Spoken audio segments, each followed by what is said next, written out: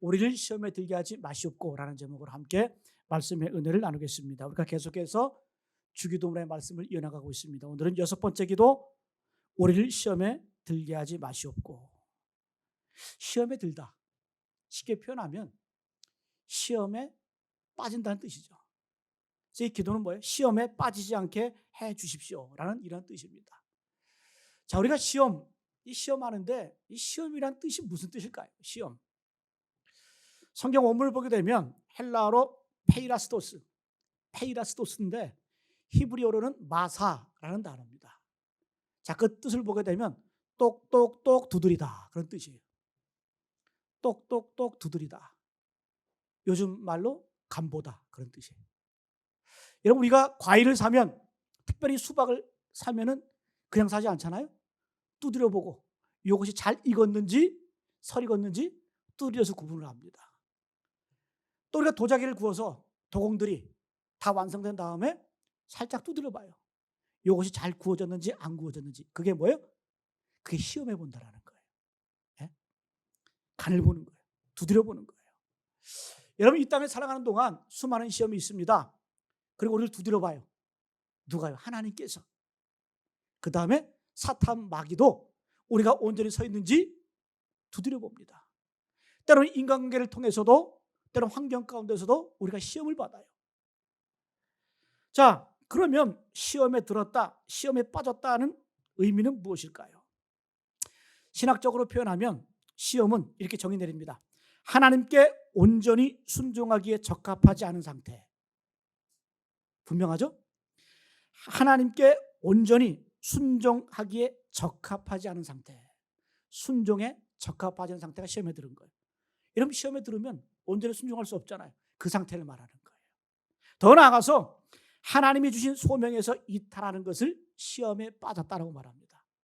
마음 상태가 적합하지 않기 때문에 결국 행동으로 드러나는데 소명에서 이탈하게 된다는 거예요. 그게 시험에 빠졌다라는 겁니다. 자, 이 시험이라는 말은 이중적인 의미가 있습니다. 첫 번째는 유혹, temptation, 유혹. 이걸 시험이라고 말해요. 다른 하나는 그 이름 그대로 시험, 테스트, 이런 의미가 있습니다. 그래서 성경에 나오는 시험이라는 단어가 나오면 이 유혹과 시험이 함께 섞여서 이렇게 사용되기도 합니다. 자, 구체적으로 이 시험 가운데 하나님이 주시는 시험이 있어요. 이걸 우리는 테스트라고 말합니다. 여러분, 학생들이 시험을 왜 봐요? 시험 쳐서 통과해야 좋은 대학 가고, 시험 쳐서 통과해야 학년이 올라가고 다음 과정을 올라가는 거예요.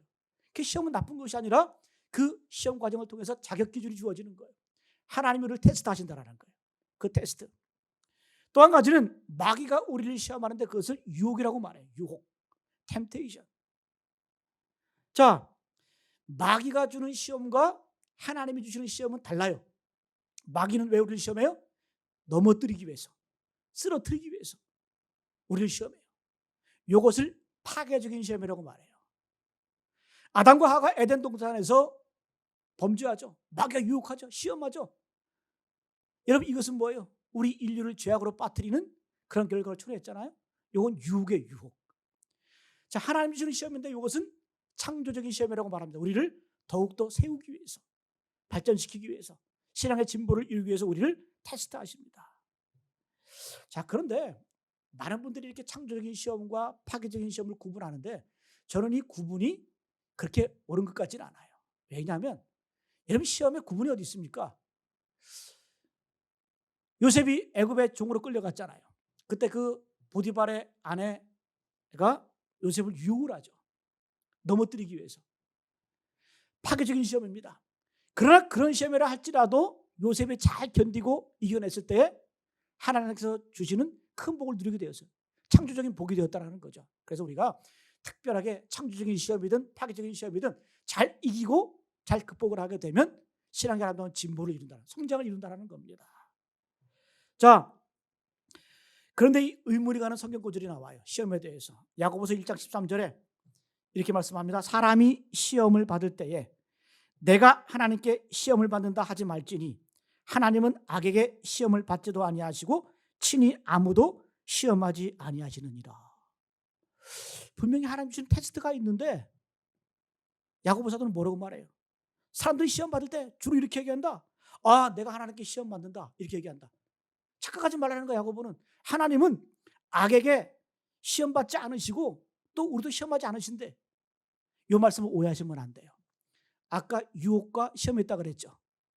마귀가 주는 것은 유혹이에요. 그래서 하나님이 시험하지 않다는 얘기는 테스트가 없다는 얘기가 아니라 마귀처럼 우리를 넘어뜨리기 위해서, 쓰러뜨리기 위해서 하나님은 마귀처럼 우리를 유혹하지 않는다는 그런 뜻이에요. 이제 이해가 가시죠? 그죠? 여러분, 사람은 누구에게나 시험이 있습니다. 오늘 본문에 누가복음 4장에 보게 되면 예수님께서 마귀에게 시험 받으시죠. 예수님조차도 시험을 받으셨습니다. 여러분, 시험이 있다 없다가 문제가 아니라 시험에 드는 게 문제예요. 시험에 빠지는 게 문제예요. 왜? 시험은 늘 있거든. 그러나 우리가 주의할 것은 시험에 빠지고 시험에 드는 게 문제가 된다는 거예요. 여러분, 만약에 어떤 인생이 고난도 없고 시험도 없다, 그러면 그 사람은 이 땅의 사람이 아니에요. 공동묘지 가보세요. 조용해. 아무 문제가 없어요. 그죠? 여러분, 그래서 야고보 사도는 이렇게 말합니다. 너희가 시험을 당하거든 온전히 기쁘게 여기래. 무슨 시험 당하는데 기쁘게 여겨? 왜? 야고보 사도는 말합니다. 우리가 시험을 잘 이기고 인내하면 하나님이 보시기에 온전한 사람으로, 준비된 사람으로 세워진다는 거예요. 그 시험이 중요하다는 겁니다. 여러분, 시험 당하면 기뻐하시기 바랍니다. 왜? 시험 들었다는 얘기는, 시험 당했다는 얘기는 내가 살아있다는 증거예요. 여러분, 사탄 마귀는 절대 죽은 것을 건드리지 않아요. 왜? 이미 죽었는데 뭘 건드려요? 여러분, 우리가 시험 당한다는 얘기는 뭐예요? 시험이 있다는 얘기는 뭐냐? 우리가 살아있다는 얘기예요. 갈등이 있다는 얘기예요. 그러나 그 갈등은 우리를 복으로 인도해요. 하나님을 향하게 해요. 그 갈등을 통해서, 그 과정을 통해서 성숙하게 만들고 성장하게 만든다는 겁니다. 그 시험이 참 중요합니다. 예수님도 시험 받으셨어요. 그래서 오늘 말씀을 통해서 이 예수님의 시험을 통해서 그 시험의 의미가 무엇인지, 또 우리가 그 시험을 잘 통과하면 어떤 축복이 임하게 되는지 함께 말씀을 묵상하는 저 여러분 되시기를 간절히 기원합니다. 자, 첫 번째 어떤 시험이에요? 잘 아시죠? 마귀가 예수님에게 너 하나님의 아들이지? 돌로 떡을 만들어 먹어라. 지금 예수님의 상태는 40일 동안 기도하시고 금식하셨어요. 배가 고파. 영적으로는 충만했지만 육신은 굶주려 있어요. 그때 마귀는 빈틈을 노리고, 상당히 교묘해요. 그 빈틈 약점을 노리고 찾아와서 내가 만일 하나님의 아들이거든 이 돌들로 명하여 떡이 되게 하라, 이렇게 말합니다. 자, 돌로 떡이 되게 하라. 이 유혹은 어떤 유혹일까? 쉽게 말하면, 잘 들어보세요. 하나님을 이용해서 너의 육체의 필요를 채우라는 거예요. 다시요. 하나님을 이용해서, 하나님을 수단으로 너의 육체의 필요를 채우라, 이런 의미입니다. 여러분, 하나님의 아들이신 예수님은 이미 능력이 있으셨어요. 하나님의 아들이신 예수께서 그 돌을 떡으로 바뀌게 할 수 없을까? 더한 것도 하시는데, 여러분, 예수님은 없는 것도 있게 하시는 분이에요. 뭘로 증명이 됐어요? 예수님께서는 오병이요, 떡 5개 물고기 2마리로 5,000명을 먹이셨잖아요. 그런 예수님께서, 물로 포도주를 만드신 그 예수님께서 그 떡을 명하여 돌이 되게 하라, 못하실까요? 할 수 있다는 거예요. 여러분, 이 마귀의 시험의 본질은 뭘까요? 이 마귀가 떡 문제를 가지고 하나님을 시험하는 이유는 뭐냐? 예수님 시험이면 하나님과 예수님의 관계를 이간질하는 거예요. 잘 들어보세요. 하나님과 하나님의 아들이신 예수님의 관계를 이간질하라는 겁니다. 내가 만일 하나님의 아들이거든, 당신은 하나님의 아들 맞지? 쉽게 표현하면 이것은 여러분 하나님의 아들임을 의심하는 게 아니에요. 하나님의 아들은 아들인데 하나님의 아들로서 그에 걸맞는 대우를 받으라는 거예요. 이 땅의 왕의 아들, 왕자들도 호의호식하면서 많은 것들을 누리는데, 당신은 천지를 창조하신 하나님의 아들이신데, 그 예수님이신데 이렇게 고생해야 쓰겠냐? 돌로 떡을 만들어서 먹으라, 이거예요. 당연히 누릴 자격이 있다, 이런 겁니다. 여러분, 우리에게 적용해 볼까요? 너 하나님의 자녀지? 근데 왜 이렇게 삶이 힘들어? 왜 이렇게 병이 안 나? 여러분 그 얘기하는 거예요. 지금 그 얘기. 너 하나님의 자녀잖아. 하나님의 아들이잖아. 하나님의 딸이잖아. 너 왜 이렇게 힘들어 삶이? 왜 이렇게 삶이 고단해? 왜 이렇게 해결되는 게 없어? 하나님과 우리 사이에 이간질하는 거 아닙니까? 마찬가지로 오늘 이 말씀에는 이 사탄 마귀가 하나님과 아들이신 예수님의 관계를 이간질하는 겁니다. 너 교회 그만큼 다녔으면, 그만큼 헌신했으면, 평생 그렇게 헌금했으면 네 사업도 좀 나아야 되지 않아? 좀 뭔가 좀 발전해야 되잖아. 보상이 있어야 되잖아. 이런 유혹이라는 거예요. 이런 유혹. 여러분 마귀의 가장 큰 특징은 뭐예요? 특기는 뭐예요? 이간질하는 이간질. 라틴어로 사탄 마귀의 이름이 디아블로 아니에요? 디아블로? 게임 이름도 디아블로이잖아요. 디아블로스. 디아는 사이를 말하는 거예요. 블로스는 던지다. 끊임없이 사탄 마귀는 하나님과 우리 사이를 이간질하는 거예요. 너 하나님의 자녀잖아. 너 그만큼 주님 앞에 헌신했잖아. 너 삶이 왜 모양이야? 왜 이렇게 병들었어? 왜 이 고생이야? 여러분 예수님에게도 똑같이 지금 시험하고 계는 거예요. 여러분 분명히 하시기 바랍니다. 물질 문제를 하나님과 연관시켜서는 안 된다는 거예요. 여러분 가난하다고 저주받은 거 아니에요. 우리 믿음의 선배들은 자발적인 가난, 주님을 온전히 따라가기 위해서 자발적으로 가난 속으로 뛰어든 사람들도 있어요. 가난하다고 저주받은 거 아니에요. 또 반대로 부자라고 축복받은 건 아니라는 거예요.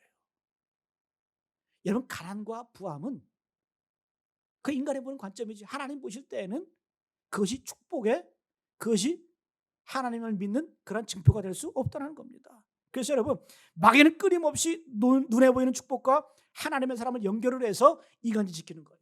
신앙으로 나락으로 떠지게 만드는 겁니다.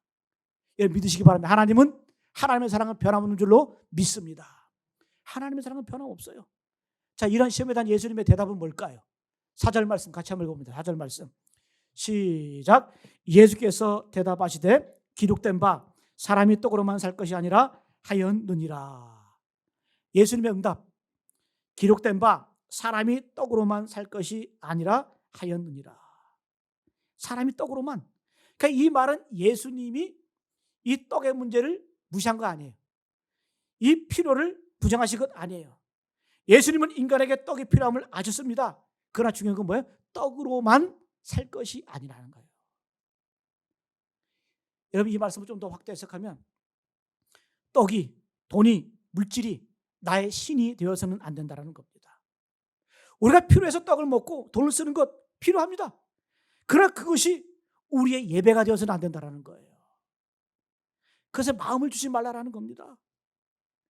여러분 우리가 이 떡을 그냥 먹는 정도가 아니라 우리는 자칫하면 이것을 인생의 절대 가치로 만드는 것이 문제라는 거예요. 여러분 남 얘기가 아니에요. 우리가 먹는 것, 입는 것, 마시는 것 중요해요. 그러나 자칫 잘못하면 이것을 예배할 수 있다는 거예요. 이것이 우리의 신이 될 수 있다는 거예요. 그래서 그것에 집중해서 절대 가치로 여기고, 여러분 분명한 것은 우리가 이러한 것을 섬기고 가치 있게 여기게 되면 하나님에 대한 사랑은 식어버립니다. 여러분 신앙의 중간지대는 없어요.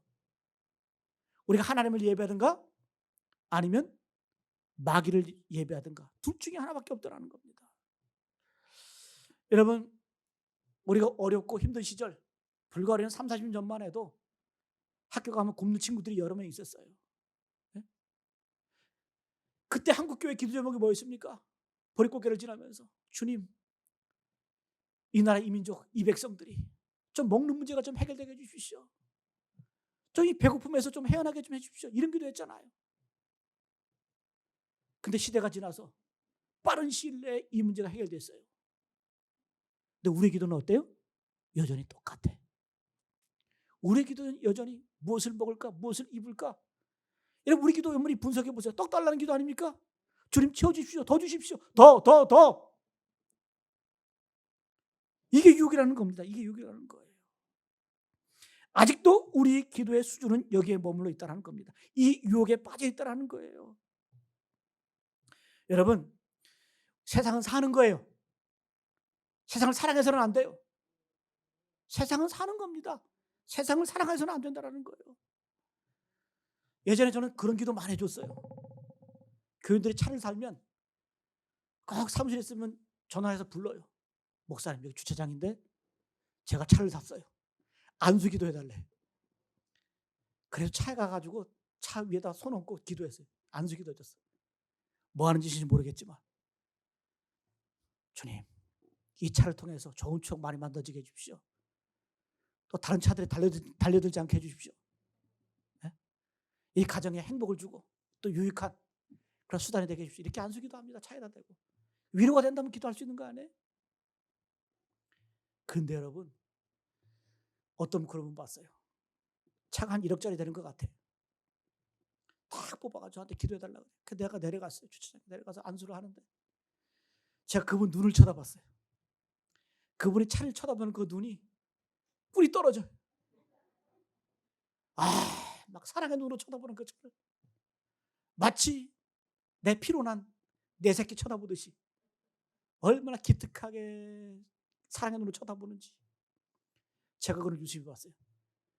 그럼 생각했어요.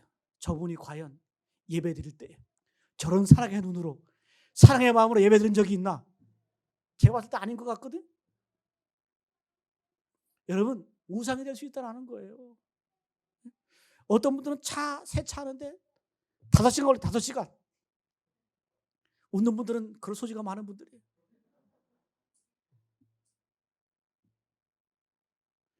어떤 분은 막 시계를 그냥 시대별로 전시가 쫙 돼 있고, 어떤 분은 권사님 집에 가면 백이 그냥 쫙 지어져 있어요.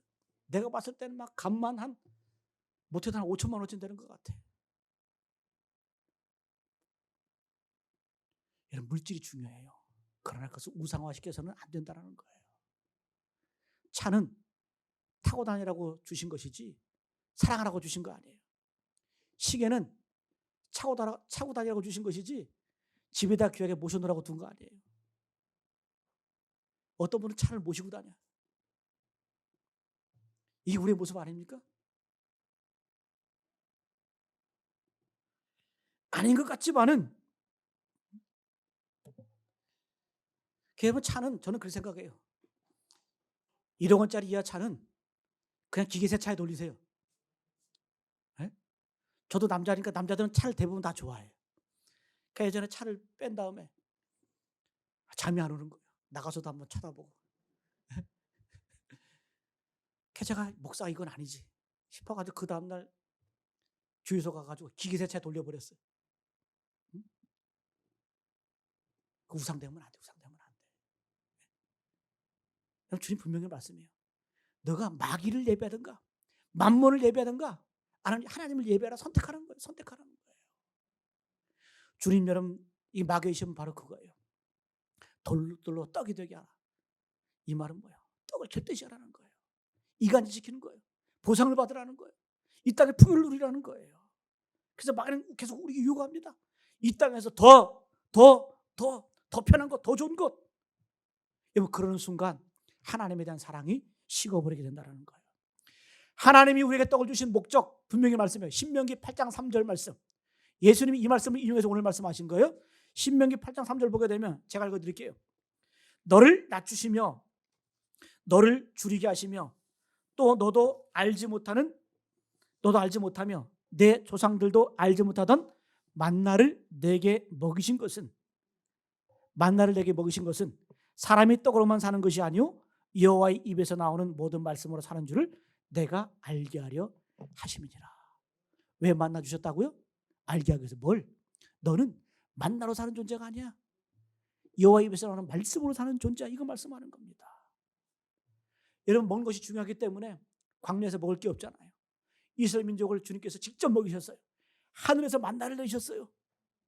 지금도 여러분들이 버는 돈 하나님 주신 만나임을 믿으시길 바랍니다. 하나님 주신 만나예요. 하나님 주신 거예요.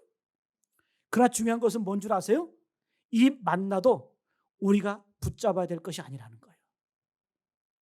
왜? 이 떡은 어떤 떡이에요? 하나님 직접 주신 것인데 얼마나 귀한데. 그러나 주님이 말씀하신 목적은 그것도 우상시하지 말라는 거예요. 하나님이 주셨어도 우상시 여기지 말라는 거예요. 여러분, 만나가 뭐예요? 그 다음날 다 썩어버리잖아요. 그게 만나예요. 그게 만나.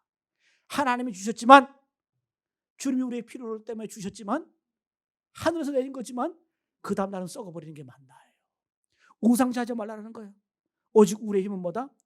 여호와의 입에서 나오는 모든 말씀으로 사는 것이 바로 우리의 존재임을 말씀해주고 있습니다. 여러분, 그래서 우리가 말씀에 기초되지 않은 상태에서 물질이 주어지면, 돈이 주어지면 반드시 명심하세요. 여러분도 망하고 여러분들의 가정도 파괴가 돼요. 명심하세요. 항상 우리는 말씀의 기초 위에 세워져야 된다는 거예요. 여러분, 사람이 떡으로만 사는 것이 아니요 여호와의 입에서 나오는 모든 말씀으로 사는 줄을 내가 알게 하네. 여기서 이 말씀은 어떤 추상적인 로고스의 말씀이 아니라 우리 삶의 구석구석 임하는 레마의 말씀이에요. 레마의 말씀. 말씀의 기초가 된다는 거예요. 사랑하는 성도 여러분, 돌로 떡이 되게 하라. 이 사탄막의 이간질에 넘어가지 않기를 간절히 축복합니다. 시험에 빠지지 않기를 바랍니다. 우리는 떡이 풍부하면 풍부할수록 뭐에 집중해야 돼요? 하나님의 말씀으로 나가야 돼요. 하나님의 은혜를 갈구해야 됩니다. 그러면 하나님께서 여러분들을 책임져 줄 것이고 마침내 승리와 복으로 충만하게 할 줄로 믿습니다. 자, 두 번째 시험은 뭐예요? 마귀가 천하만국을 보여주면서 내게 한 번만 절해. 내게 절하면 이 천하만국을 다 주겠다 유혹하는 거예요. 5절과 7절까지 내용이 바로 그거예요. 내게 절하라. 그러면 천하만국을 주겠다. 문제는 첫 번째 시험에서 떠났던 마귀가 다시 왔어요. 작년에 어떤 각설이 죽지도 않고 또 왔네. 더 센 놈이 오는 거예요. 더 센 놈이. 더 교묘하게, 더 교활하게, 더 기술적인 방법으로 마귀는 이렇게 찾아오는 거예요. 우리가 첫 번째 시험을 통과하면 없는 것 같은데 또 찾아와요. 더 기가 막힌 방법으로 우리를 유혹한다는 거예요. 그 유혹이 뭐예요? 우리 5절 한번 집중해서 다시 한번 읽어보세요. 5절 말씀 시작. 마귀가 또 예수를 이끌고 올라가서 순식간에 천하만국을 보이며. 저는 이 말씀 묵상하면서 어젯밤에 제 눈을 계속 집중하게 하는 구절이 있더라고요. 그게 뭐냐? 순식간에 천하만국을 보이며. 이 순식간에라는 단어가 제 마음 가운데 팍 박히더라고요. 순식간에. 여러분, 순식간에 이 말은 뭘까요? 빠르게, 편하게 그런 뜻이에요. 여러분, 오늘날의 시대가 어떤 시대입니까? 인스턴트 문 아니에요? 식당 가서도 20분 안에, 10분 안에 음식 안 나오면 삿대질하면서 막 소리쳐. 빨리 좀 나오라고. 토요일날 우리 교육자들 토요일날 모이면, 토요일날은 무슨 날이냐? 햄버거 데이. 그래서 다른 막 배달할 때 어떤 데는 막 너무 늦고 그러니까 햄버거 주문해가지고 원목사님, 오목사님 저하고 셋이서 앉아서 햄버거 먹습니다. 저는 늘 불고기 버거를 먹습니다. 그러니까 오늘날 시대는 더 빠른 거, 더 편한 거 이런 거 찾아요. 이게 우리의 문화예요. 모든 것을 순식간에 하기를 원합니다. 때로는 사랑도, 성공도, 승리도 순식간에 이루어지기를 원해요. 심지어 운전도 순식간에 하는 분들이 있어요. 순식간에 채우고 싶어요. 마귀는 그 심성을 너무 잘 알아. 그래서 예수님에게 와서 이렇게 요구하는 거예요. 우리를 시험하는 건 마찬가지입니다. 순식간에 천하만국을 보여주면서, 순식간에 보여주면서. 자, 여러분, 이 순식간에는 이 유혹은 교회도 그대로 적용됩니다. 마귀는 교회를 향해서 선교하지 말라 이렇게 얘기하지 않아요. 더 교묘하게 선교해라. 그런데 순식간에 해라. 빠른 열매, 빠른 결과 얻기를 원해요. 그래서 물량으로, 막 돈으로 이렇게 선교하게 만듭니다. 여러분, 저는 선교지 많이 다녀봤지만 선교지에서 사람 끌어모으는 것, 수백 명 끌어오는 거 일도 아니에요. 먹을 것, 입을 것, 물건 갖고 가서 뿌리면 여러분 수백 명 모으는 것 그 일도 아니에요. 빨리 모으는 거. 근데 저는 어떤 선교사의 간증을 들어봤어요. 얘기하더라고요. 이슬람권 가서 선교를 하는데 얼마 어렵습니까? 이슬람권에서 선교하려면 예수 믿으면 집에서 나와야 돼. 호적이 파야 돼. 제가 전에 카자흐스탄 가니까 그 이슬람 문화 아닙니까? 그쪽도 그 교회에서 먹고 자는 청년이 있더라고요. 집에서 쫓겨났어요. 예수 믿는다고. 그러면서 예수 믿는 거예요. 근데 그 선교사가 하는 말이 뭐냐? 내가 10년을 선교했는데 한 명 제자 만드는데 10년 걸렸다. 또 10년 동안 해도 제자 하나 만들지 못했다. 이런 고백하는 거예요. 저는 여러분 그 이야기 들은 다음에 그 선교사를 탓하거나 그런 마음이 아니에요. 그것도 귀합니다.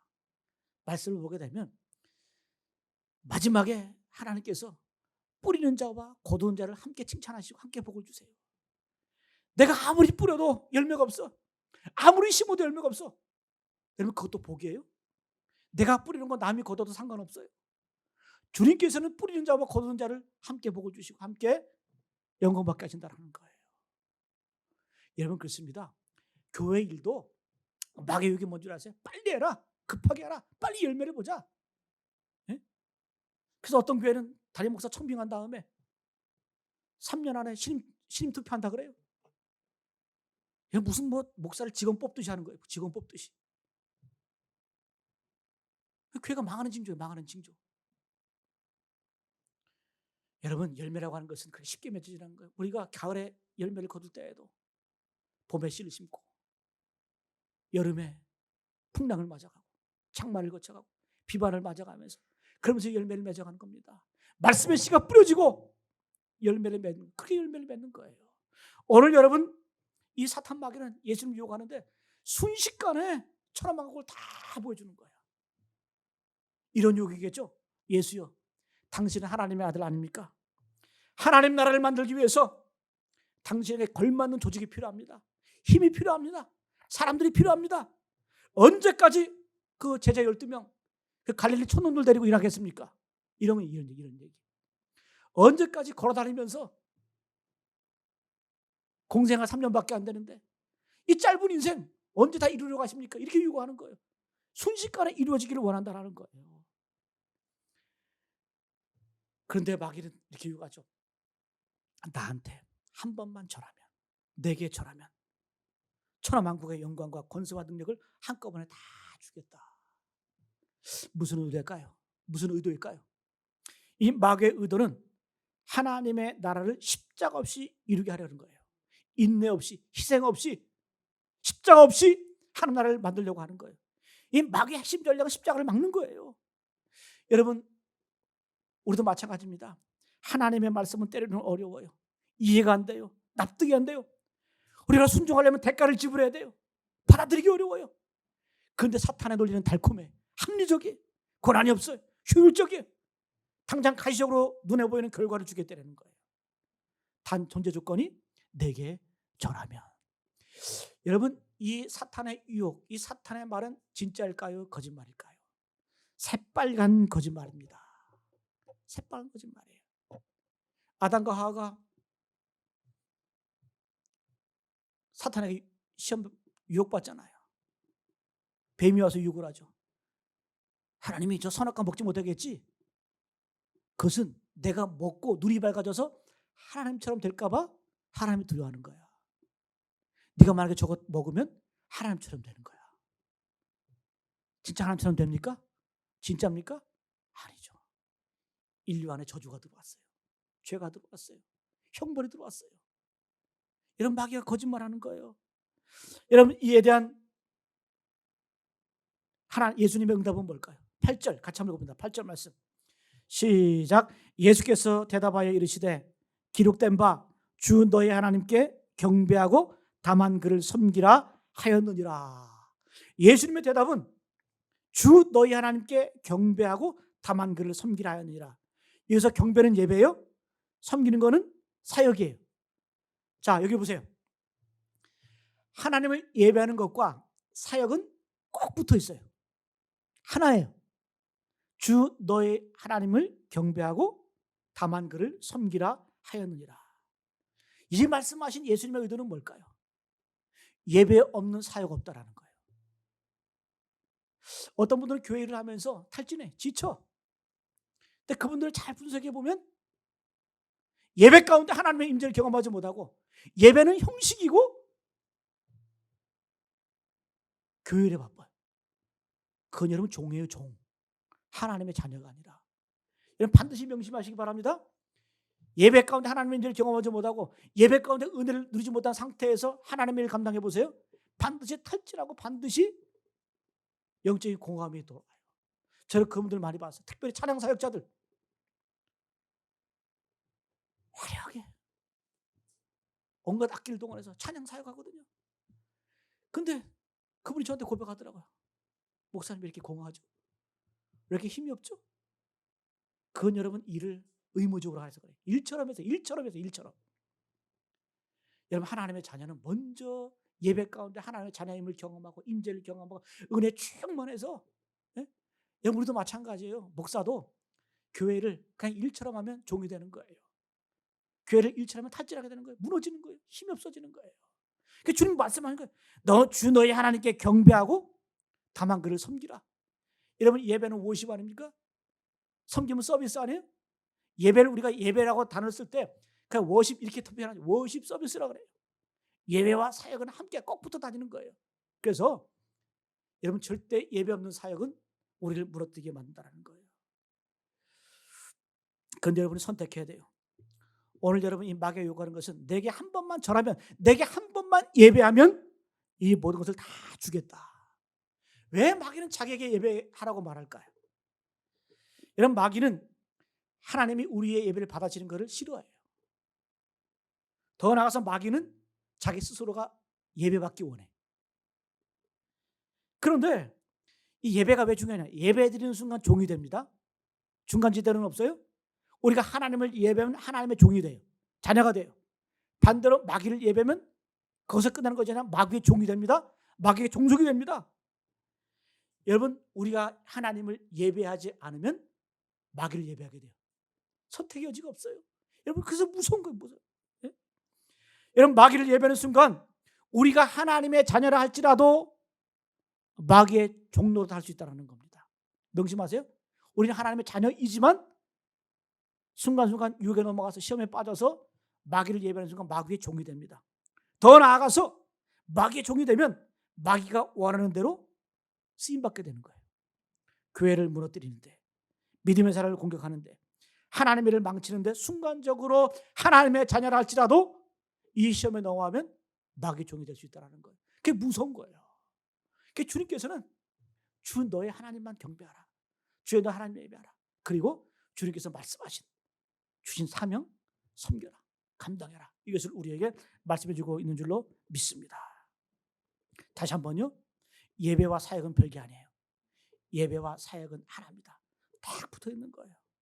여러분 우리가 힘들고 어렵다 할지라도 여러분 예배에 목숨 거세요.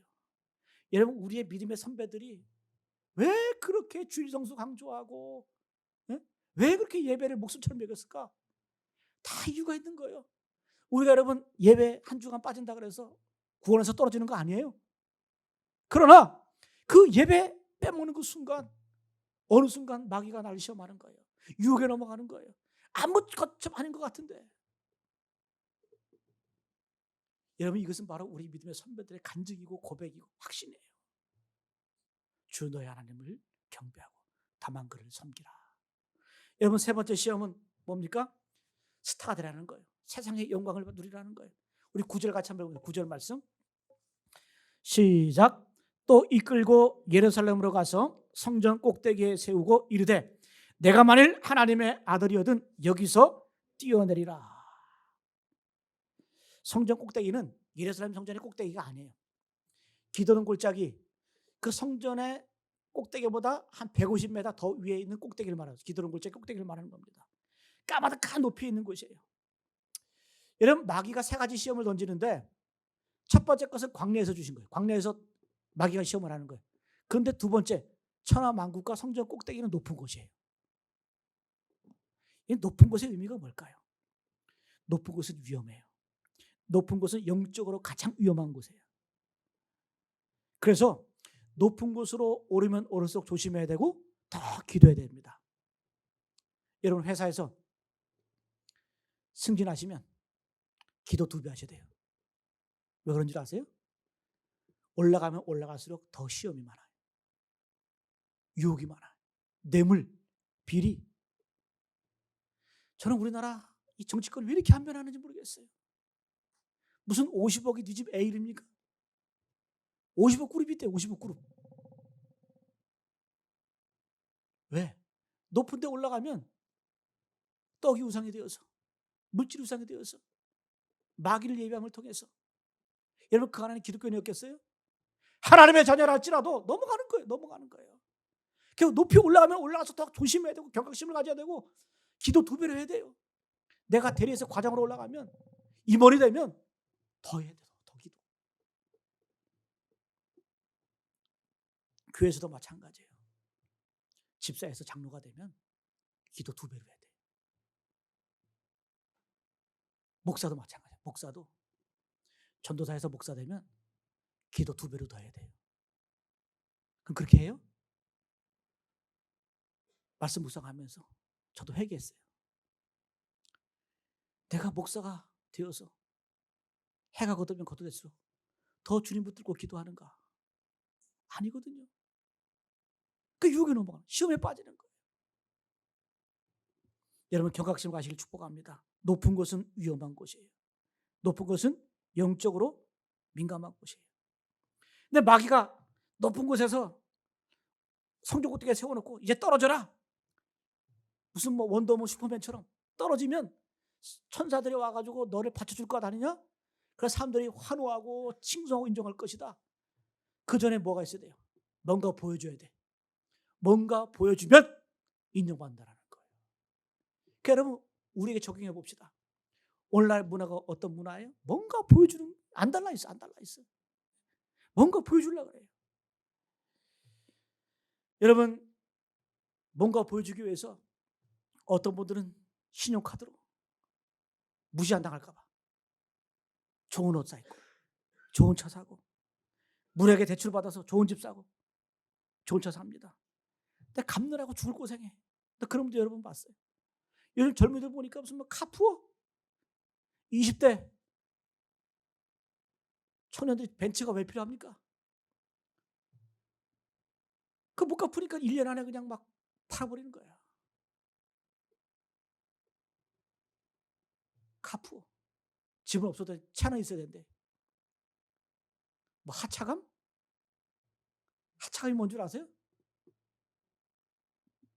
좋은 차에서 딱 내리면 사람들의 그 시선, 그걸 느낀다라는 거, 느낀다라는 거. 이게 여러분 마귀의 유혹이에요. 마귀의 시험이에요. 뭔가 자꾸 보여주려고 그래. 보이는 것을 추구를 해요. 여러분, 지금 시대가 그런 시대 아닙니까? 네?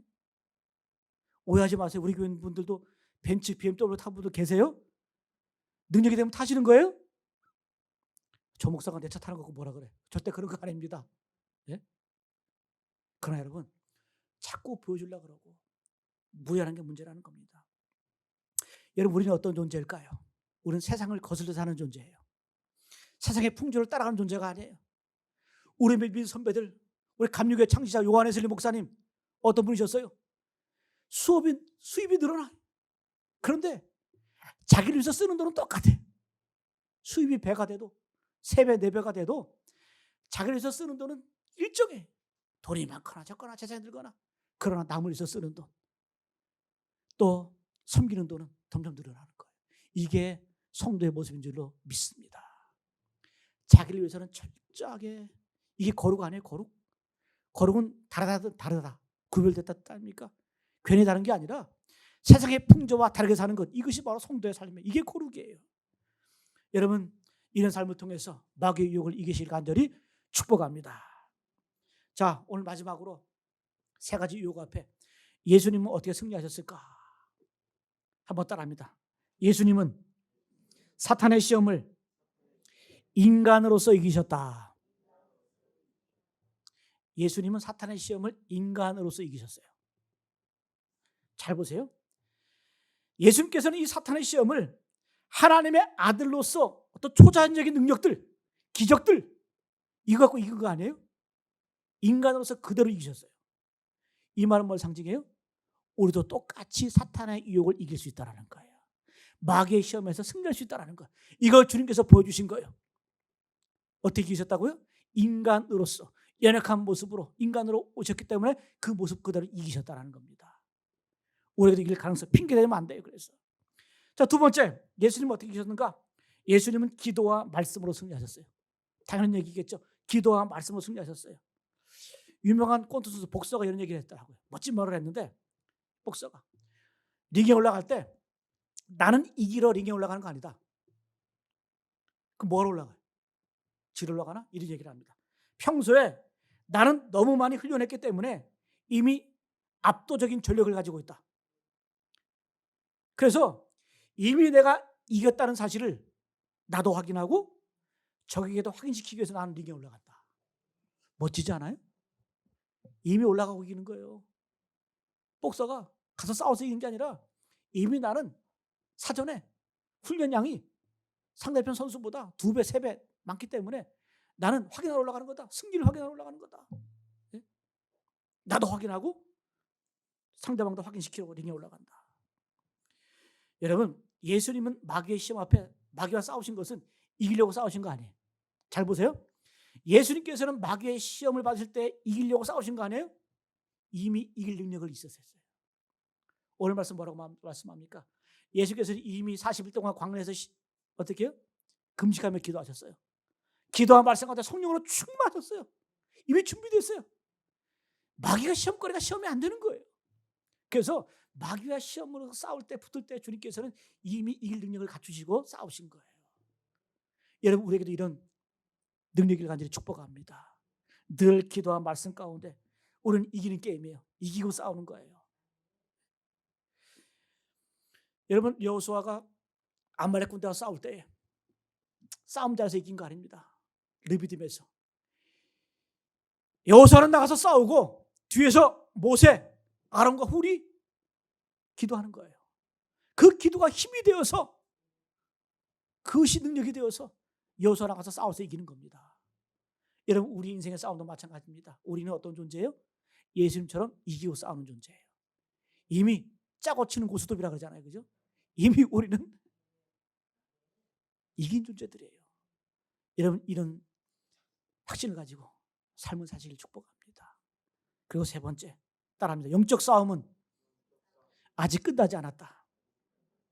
13절 같이 한번 읽습니다. 시작. 마귀가 모든 시험을 다한 후에 얼마 동안 떠나니라. 얼마 동안 떠나니라.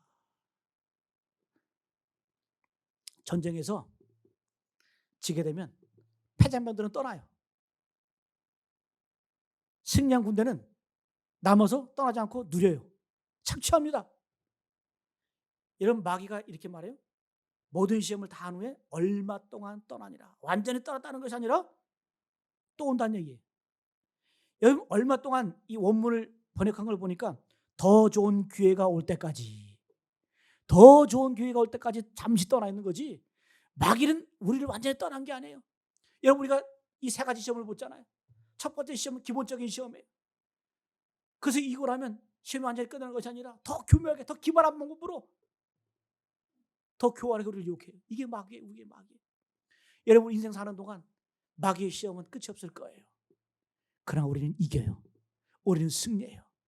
마태복음 4장 11절 말씀, 이 말씀 똑같은 말씀인데 마태복음 4장 11절 말씀을 보게 되면 이렇게 말씀하죠. 이에 마귀는 예수를 떠나고 천사들이 나와서 수종드니라. 여러분, 싸움에 지치잖아요. 피곤하잖아요. 그럼 하나님께서 천사를 보내서 우리를 위로해 주시고 또 떡을 먹이시고 위로해 주신다는 거예요. 이게 우리 최후의 승리인 줄로 믿습니다. 여러분, 마지막 싸울 때에 영적 권위로 싸우시기 바랍니다. 예수님께서는 영적 권위로 마귀를 눌렀어요. 여러분, 오늘 말씀, 주님께서 하신 말씀 빨간 줄 한번 보세요. 빨간 글씨로 된 것들. 12절 보니까 주 너의 하나님을 시험하지 말라 명령하시 선포하신 거예요. 마귀와 대화했습니까? 설득했습니까? 아니에요. 예수님께서는 영적인 권위를 가지고 주 너의 하나님을 시험하지 말라. 사람이 떡으로만 사는 것 아니다. 다만 주님을 경배하고 그만을 섬기라. 여러분, 선포입니다. 여러분, 우리가 찬양 오늘 특송 들었잖아요. 그대로 되리라. 그대로 되리라. 마귀의 시험에 두려워하지 않기를 바랍니다. 믿음으로 선포하고 주의 약속 바라보면서 선포할 때 하나님께서 그대로 이루어 가시는 줄로 믿습니다. 할렐루야. 오늘 말씀 마치겠습니다. 시험은 이라고 주시는 거예요. 우리가 이 시험을 잘 통과할 때 여러분, 절대 시험에 빠져서 핑계 대시면 안 돼요. 예수님도 인간으로서 승리하셨어요. 그리고 이미 승리하시고 시험에 임하셨어요. 여러분, 우리의 영적 싸움은 끝나지 않습니다. 생을 마치는 그 순간까지 우리에게 시험이 있고 도전이 있어요. 그러나 주님께서는 우리에게 이길 힘과 능력과 권세를 허락하셨어요. 여러분이 주님 붙들고 승리해 나가시는 우리 모두 되시기를 간절히 축복합니다.